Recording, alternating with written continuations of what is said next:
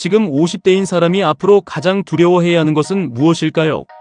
집값 하락도 아닙니다. 주식 폭락도 아닙니다.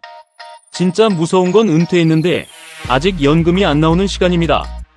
그리고 일본에서는 이미 이 문제가 현실이 됐습니다. 70세의 노인들이 스마트폰으로 하루짜리 알바를 찾고 있습니다.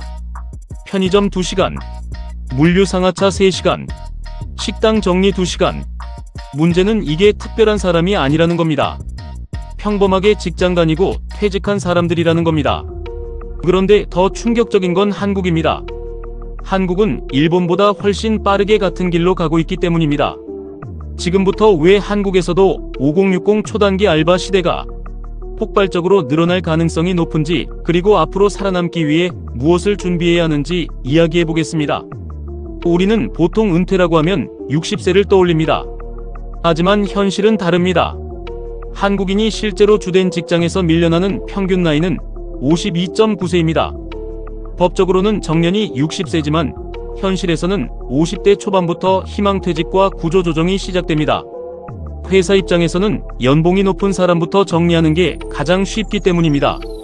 그런데 여기서 문제가 시작됩니다. 국민연금은 바로 나오지 않습니다. 현재 기준으로는 63세부터이고 앞으로는 사실상 65세 시대가 올 가능성이 큽니다. 즉, 많은 사람들이 최소 10년 가까운 소득 공백을 버텨야 한다는 뜻입니다. 생각해보세요. 주 수입이 끊겼는데 아직 연금은 안 들어옵니다. 아이 교육비는 남아있을 수 있습니다. 대출도 남아있을 수 있습니다.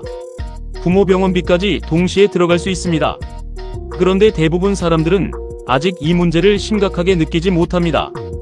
왜냐하면 아직 회사를 다니고 있기 때문입니다. 매달 월급이 들어오니까 현실감이 없습니다. 하지만 퇴직은 갑자기 옵니다. 특히 지금 한국은 AI와 경기 침체가 동시에 오고 있습니다. 기업 입장에서는 사람을 오래 데리고 갈 이유가 점점 줄어들고 있습니다. 예전에는 경력자가 강점이었습니다. 하지만 이제는 상황이 달라지고 있습니다. AI가 보고서 작성합니다. 자료 정리합니다. 고객 응대합니다. 심지어 영상 편집과 디자인까지 합니다. 기업 입장에서는 비싼 중간 관리자보다 AI와 젊은 인력을 조합하는 게 더 효율적이라고 판단하기 시작했습니다. 이걸 모르면 앞으로 더 힘들어집니다. 실제로 일본은 한국보다 훨씬 먼저 이 문제를 겪었습니다. 일본은 1980년대부터 고령화 대비를 시작했습니다. 무려 40년 넘게 준비했습니다. 정년 연장도 했습니다. 고령자 재고용 제도도 만들었습니다. 70세까지 일할 수 있는 환경도 만들었습니다. 그런데도 지금 일본 노인들은 초단기 알바를 찾고 있습니다. 왜 그럴까요? 핵심은 단 하나입니다. 연금만으로는 생활이 안 되기 때문입니다. 그래서 일본에서는 스폰크라는 문화가 생겼습니다.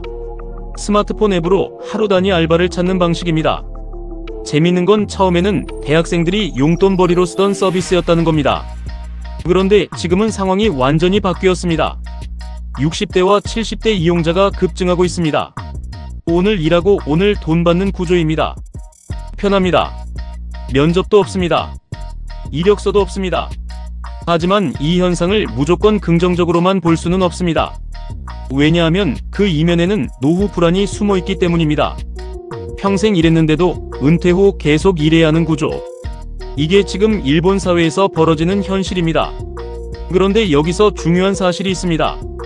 한국은 일본보다 훨씬 더 위험할 수 있다는 겁니다. 왜냐하면 한국은 준비할 시간이 없기 때문입니다. 일본은 고령화 사회에서 초고령 사회로 넘어가는데 수십 년이 걸렸습니다. 하지만 한국은 단 7년 정도밖에 걸리지 않았습니다. 엄청난 속도입니다. 게다가 한국은 노인 빈곤율 OECD 1위입니다. 고령자 고용률도 OECD 1위입니다. 이 말은 무슨 뜻일까요? 노인들이 일을 좋아해서 일하는 게 아니라는 겁니다. 살기 위해 일하는 사람이 많다는 뜻입니다. 실제로 지금도 새벽 인력 시장에 가보면 60대, 70대가 굉장히 많습니다. 경비, 청소, 택배, 주차관리, 배달, 하루 단위 일자리, 이미 시작된 겁니다. 그런데 대부분 사람들은 아직도 나는 괜찮겠지라고 생각합니다. 하지만 대부분 사람들이 여기서 무너집니다. 왜냐하면 사람은 미래 위험보다 현재 안정감을 더 믿기 때문입니다. 매달 월급이 들어오면 영원히 유지될 것처럼 느껴집니다. 회사 이름이 내 경쟁력이라고 착각합니다. 하지만 퇴직하는 순간 현실은 완전히 달라집니다. 특히 한국은 부동산 의존도가 굉장히 높은 나라입니다. 많은 사람들이 집 한 채를 노후 대책이라고 생각했습니다. 하지만 앞으로는 이야기가 달라질 수 있습니다. 초고령 사회가 되면 소비는 줄어듭니다. 젊은 인구는 감소합니다. 세금 부담은 늘어납니다. 결국 경제 전체 성장 속도가 느려질 가능성이 커집니다. 이 상황에서 가장 위험한 사람은 어떤 사람일까요? 나는 회사만 다니면 된다라고 생각했던 사람입니다. 왜냐하면 회사 밖에서 돈 버는 경험이 전혀 없기 때문입니다. 반대로 앞으로 유리한 사람도 있습니다. 작더라도 자신만의 수익 구조를 가진 사람입니다. 유튜브일 수도 있습니다. 온라인 판매일 수도 있습니다. 작은 강의일 수도 있습니다. AI 활용 업무일 수도 있습니다. 부업일 수도 있습니다. 중요한 건 규모가 아닙니다. 회사 외 수입 경험 자체가 중요합니다. 왜냐하면 앞으로 시대는 한 개 월급만으로 버티기 어려운 방향으로 갈 가능성이 높기 때문입니다. 실제로 일본도 그렇게 변했습니다. 퇴직 후에도 계속 일합니다. 하루 단위로 일합니다. 짧게 일합니다. 필요할 때만 일합니다. 기업도 이 구조를 선호합니다. 정규직 부담이 적기 때문입니다. 필요한 시간만 사람을 쓰면 되기 때문입니다. 결국 노동시장 자체가 초단기 형태로 변할 가능성이 커지고 있습니다. 이미 한국도 조짐이 보입니다. 배달 플랫폼, 초단기 알바 앱, 당일 지급 서비스, 시간 단위 근무 점점 늘어나고 있습니다. 이건 단순한 유행이 아닙니다. 경제 구조 변화입니다. 그렇다면 우리는 어떻게 준비해야 할까요?